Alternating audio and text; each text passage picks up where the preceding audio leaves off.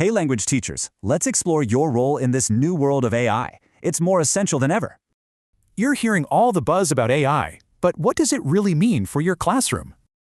This is the single most important idea to hold on to. AI is a tool, not a teacher. AI can help with tasks, but your judgment and connection, that's what makes teaching truly impactful. While AI is a powerful tool, you're still the one responsible for your students' learning. As educators, we absolutely have to model these 3 key behaviors when using any new tool. What does this mean? You have the final say on everything that reaches your students. So, how can you actually put this into practice? Here's a simple, really effective tip. Let AI help enhance your workflow, but always review its output before students see it. All right, now it's time to reflect on what this means for your practice. Ready?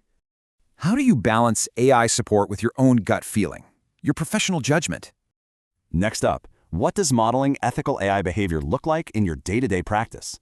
And how do you make sure you remain the primary authority, the true expert in your classroom? This is how we do it. Let's redefine what teaching looks like, together. For more tips on AI, assessment, and classroom management, come subscribe and join our community. So, how will you use that amazing human element of yours to shape the future of learning?